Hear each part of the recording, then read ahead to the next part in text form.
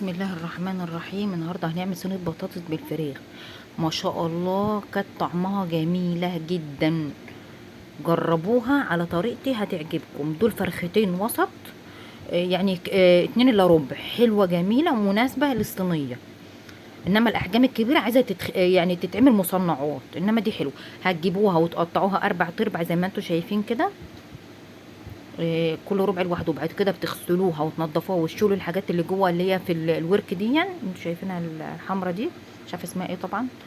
وبعد كده بتشطفيها تاني. ما احنا غسلناها ونقعناها وعملنا كل حاجه برضو، بس من جوه برضو ايه الحاجات دي لازم تتشال. وبعد كده بتحطي يا ستي زي ما انت شايفه المفاصل، تقطعي من عند المفصل عشان تطلع معاكي الصدر سليم بحلو، يعني مش يجي مهري ولا حاجه. الورك ما يجيش مهري برضو زي ما انت شايفه كده. هي سكاكيني بارده شويه بصراحه، بس عشان خاطر انا مش عايزه اسنها، عشان انا اول حاجه بتعور، وممكن حد يخش عندي ضيف ولا حاجه ويستعمل السكينه من غير ما اكون انا حاضره او حاجه، ما يتعورش.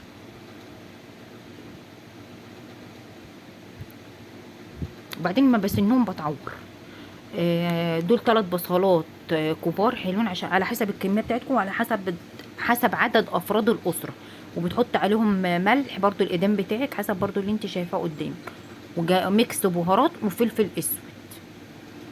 وبتحطيهم وتدعكي بيهم الفراخ كده وتسيبيهم شويه عما تقشري البطاطس، عما تغسلي الرز وتجهزي الحله بتاعتك والحاجه اللي هتستخدميها.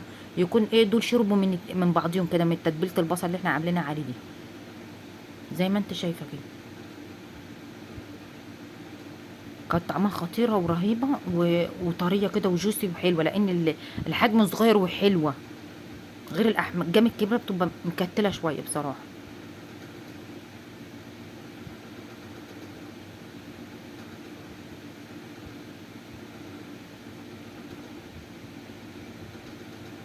زي ما انتوا شايفين تجيبوا من تحت لفوق كده وتحطوا عليها كلها بصل وتغطوها بقى، يعني تسيبوها شويه كده ايه تتبل زي ما قلت لكم.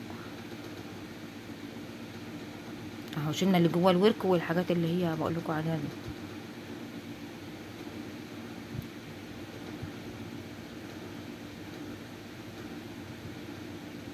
بعد كده عمايه تتبل، نكون احنا عملنا الرز سهل وبسيط وما بياخدش وقت. حط حله على النار فيها سمنه او زيت حسب الايدام بتاعك، وبتحط الشعريه جت رفيعه ومش عجباني طبعا، بس هي اكياس مغلفه مش فرط. فاما تكون الشعريه تخينه كده بتبقى حلوه. دي رفيعه قوي قوي يعني. بتقلبي الشعريه من الجناب زي ما انت كده شايفه، عشان خاطر ما تتحرقش وتبقى كلها لون موحد. ما بشيلش ايدي من الحله نهائي. لازم ادانا اجيب من الجناب ومن تحت لفوق عشان كلها تبقى لون واحد زي ما قلت لك. يقوم ما تبقاش واحده محروقه وواحده ايه يعني واحده متحمره جامد وواحده مش متحمره فاتح. فمش بتبقى حلوه، بتخلي يتغير طعم الرز معاكي. زي ما انت شايفه كلها لون واحد اهي جميله. هتنزلي بنص كميه الرز وتقلبي، لان الشعريه اللي الحله هتبقى محتفظه بالحراره، واحنا كمان موطين النار، فالنار لسه هتبقى محتفظه بالحراره. هتقولي لي ما الرز ساقع هيبرد معاكي الحله؟ لا مش هيبرد الحله، لان انت حطها تحت النار والنار يعني شغاله عليها. فانت هتروحي حاطه نص كميه الرز وتقلبي، او هتحطي الرز كله وتقلبي بسرعه عشان الشحريه ما تحرقش منك، لان الحراره محتفظه بالحله من تحت طبعا. زي ما انت شايفه على طول كده، وتنزلي بالملح وتشويحتين وتحطي ميه سخنه على طول يطلع معاكي مفلفل. عايزه تحطي ميه ساقعه برضو تمشي عادي يعني، لان زمان بنحط ميه ساقعه عادي، بس كنا بنفلفله بقى شويه، يعني نديله تشويحتين 3 كده جامدين. فكانت بتوقف النشا بتاعه، ما بيخلوش بقى ايه يعني، يبقى مفلفل ويبقى حلو يعني. وهو استوى ما خدش حاجه، لان احنا عاملينه بميه سخنه، ما خدش 5 دقايق والله سوا. طالما انت حاطه القعد بتاعك مظبوط بيطلع الحاجه مظبوطه. او تقللي القعد سنه لو انت شاكه ان الرز بتاعك مش عارفه يعني جايباه ومش عارفه ان هو بياخد ميه قد ايه، اقلل الميه سنه. يقوم ايه لما تعرفي ساعات في رز بلدي بياخد ميه، في ساعات رز شكاير ما بياخدش ميه كتيره حسب حبايه الرز. وبتكشفي الغطا، لو غطيت الغطا الحله فالبخار بيعمل قطرات، فالقطرات بتنزل على الرز بتعجنه. فانت تكشفي غطا الحله زي ما انا عامله. هتجيبي الصينيه هتحطي فيها زيت او حبه شرب، قصدي صلصه من اللي انت هتحطيها. انا ما بحبش اكتر الصلصه في الصواني. وبترصي البطاطس زي ما انت شايفه او حسب ما انت عايزه تعمليها يعني في الصينيه بتاعتك، وبتحطي عليها الفراخ زي ما انت هتشوفي دلوقتي في الفيديو. ما شاء الله كانت جميله جميله جميله. التتبيله مديها طعم كده ونفس برضو.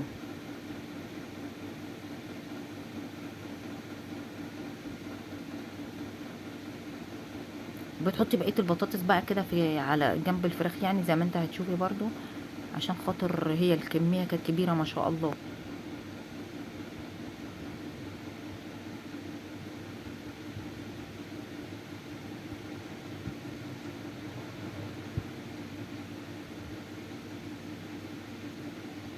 وبتنزلي بقى ببقيه الصلصه.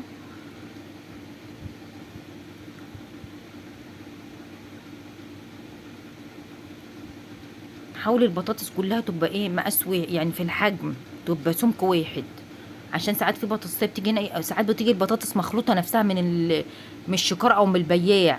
يعني وانا بشتريها الراجل بيقول ده البطاطس دي نوع تحمير، والبطاطس دي آلية وسليق مش عارفه ايه. وواحده قالت له، راحت واحده رده وانا ماشيه يعني في السوق، بتقول ما هو كلها من شكاره واحده، ما مفضها كلها من شكاره واحده.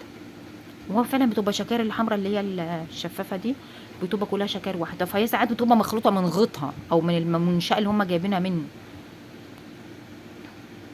فانا بقول كلها تبقى سمك واحد. عشان كده هتنزلي ببقيه التتبيله عادي.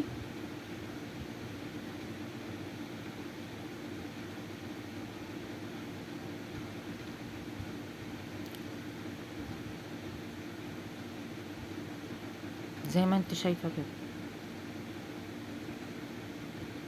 وبعد كده انا قللت الصلصه لان انا بحط طماطم حلقات، فالحلقات دي برضو ما بتستوي بتنزل العصاره بتاعتها البخار، يعني ما بتستوي تعتبر بتستوي على البخار الاول، لانها مش طايله القاع الصينيه ولا حاجه. وبعد كده بتخش الفرن. بتنشف بقى، بتبقى زي الفراخ زي الطماطم المجففه، بتبقى طعمها رهيبه بصراحه، انا بحبها. فهي بتنزل برضو من اللون الطماطم نفسها، من الشريحه بتنزل طماطم.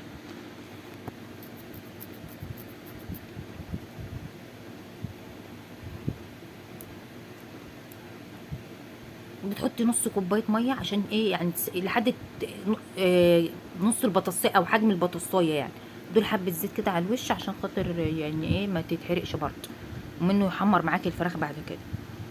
بتحطيها على البوتاجاز. تمشي برضه تدخليها الفرن، بس في الفرن هتاخد منك وقت، انما على البوتاجاز هتديها غلوتين وتدخليها تحت الشوايه، مش هتاخد معاكي وقت زي ما انا عملت. ما بتاخدش وقت خالص، ومن اسهل الوصفات والله. مش فيها يعني حاجات كتيره وكده، مش فيها شغل كتير يعني.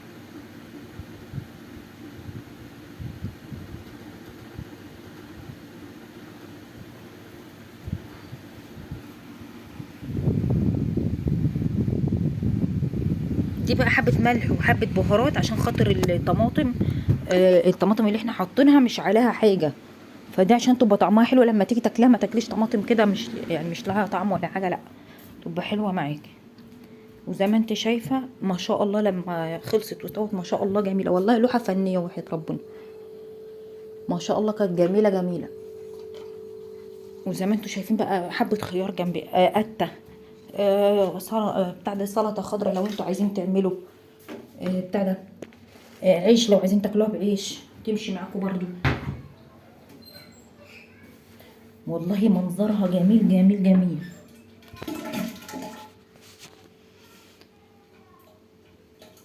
ولايك وشير واشتراك في القناة وتفعيل زر الجرس.